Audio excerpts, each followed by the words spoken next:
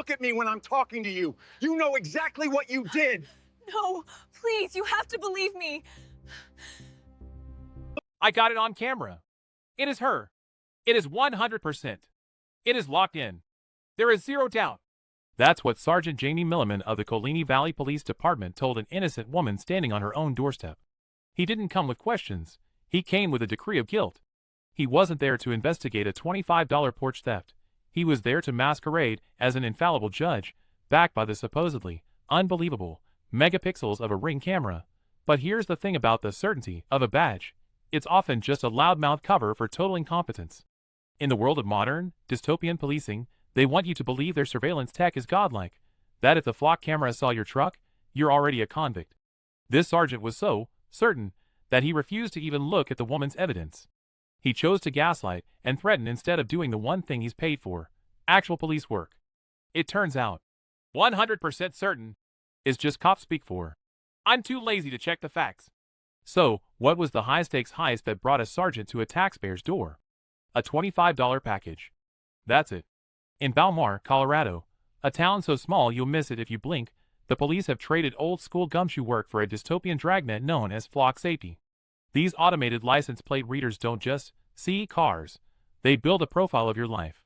They flagged a forest green Rivian R1T, a $70,000 electric truck, driving through town 20 times in a month. To the police, this wasn't neighborly proximity, it was suspicious activity. Never mind that the owner lived 50 feet from the town line. In their eyes, you can't even get a breath of fresh air without their permission. They saw a blonde woman in a green truck on their hit list and decided the math was done. It's a lazy, tech-reliant trap where the software does the profiling and the cops do the bullying.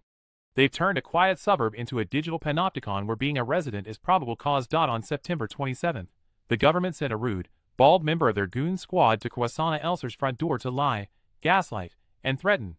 Sergeant Milleman didn't start with an inquiry. He started with a trap. "You know why I'm here?" he asked, playing the classic roadside game of guess your crime. When she denied the theft, the mask slipped.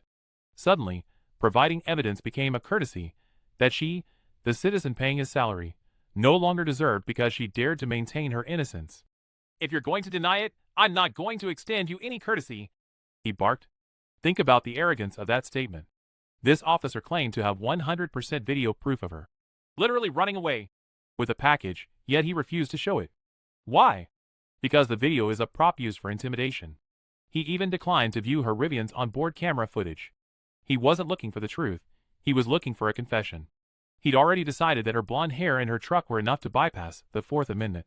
Elser didn't wait for the department to find their conscience. She went to work.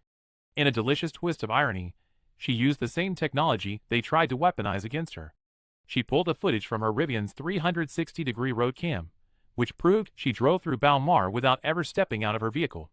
She cross-referenced her Google timeline and even got a statement from her tailor. The real kicker? She found the actual doorbell footage on Nextdoor. When you place the blonde bandit next to Elser, the incompetence is staggering. Different nose, different cheekbones, different age. It wasn't even close. After Elser sent this mountain of proof to Police Chief Brett Cottrell, he finally folded. He voided the summons with a casual, "Nicely done, by the way." No formal apology. No, "We're sorry for sending a lying bully to your house." Just a flippant remark as if she just won a game of trivia instead of fighting for her reputation against a digital frame-up. When a police officer appears at your door like this, never assume they are there to be fair. Never assume they aren't lying to you with the sole purpose of screwing you over. You must remember that when a cop walks up to your porch, it is a so-called consensual encounter. This is your home. Unless they are holding a warrant, they have no more rights than a Girl Scout selling cookies.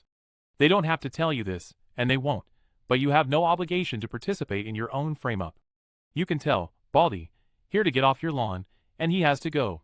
They only show up like this when they don't have enough evidence for an arrest.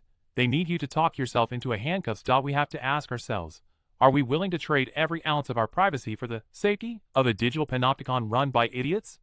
We're being tracked by flock cameras and judged by officers who can't tell two blonde women apart.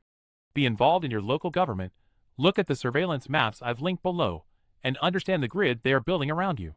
Do we want freedom, or do we want to lock on our every move? I'll take the risk of liberty any day. Freedom is scary, so deal with it.